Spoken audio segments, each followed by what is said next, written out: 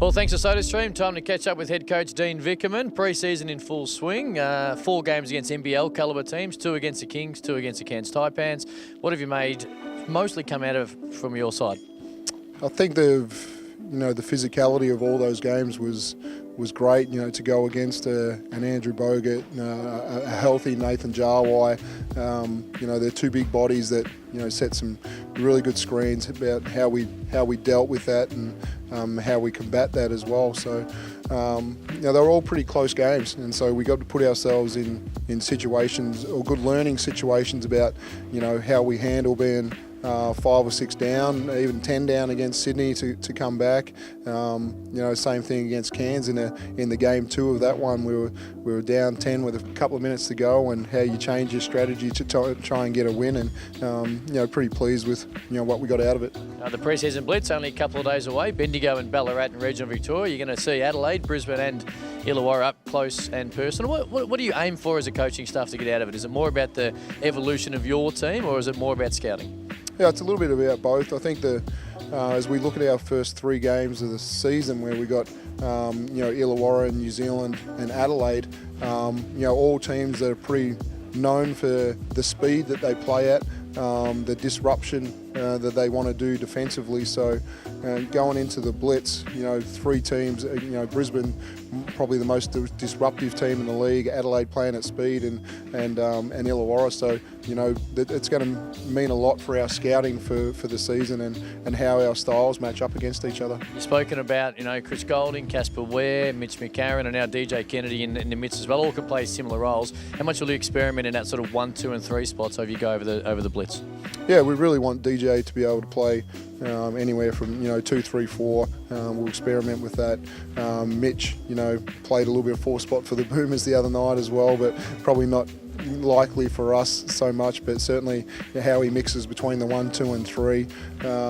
Chris's swing anywhere between the 2 and 3, so Barlow's the other one and Molar's the other one. They can all play multiple positions, so continuing to put different lineups out on the floor and just kind of start different quarters with different groups and kind of define that one a little bit. Do you think you have a deeper group this year than you did last season? I'm not sure. Certainly Dave Anderson could play either spot at the bigs, and Ty Wesley could play either spot at the bigs. So maybe a little bit more versatile in the 2, 3, 4. Yeah. Once the Blitz is done, you're jumping on the plane again. NBA, NBL pre-season games. Philadelphia first up, then a week later in Toronto against the Raptors. How much scouting do you do on these particular teams?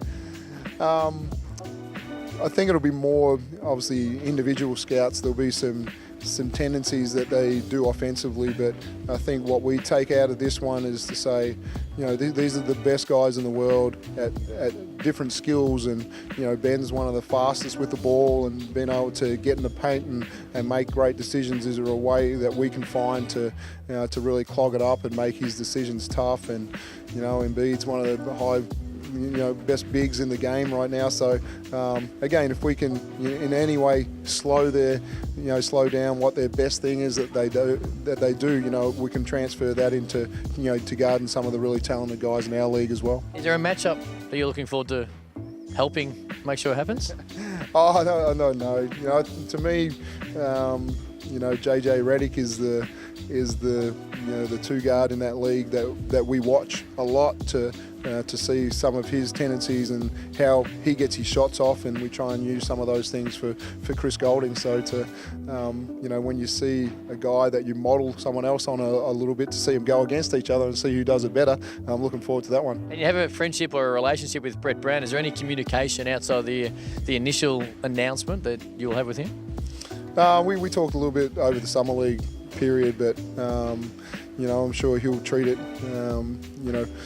with the respect that he has for Australian basketball, and we probably won't speak too much, and he hasn't let us use his practice gym. He's kicked us out somewhere else, so I think he certainly wants to play well and get the win. And of course, we're about 3 weeks away from week 1 of the NBL season. You'll start the season in Illawarra, but the Sunday game, New Zealand coming to town. You're going to unfurl the championship banner. Get your tickets right now, because this is going to be a sold out. How exciting is it to get home and unfurl that banner you worked so hard for last year? Yeah,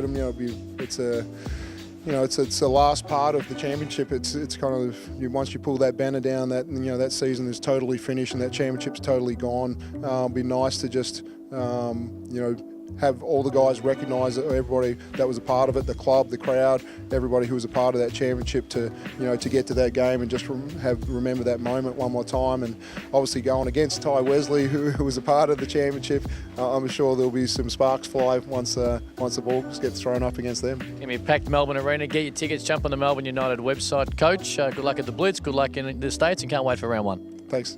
Head coach Dan Vickerman. All thanks to SodaStream.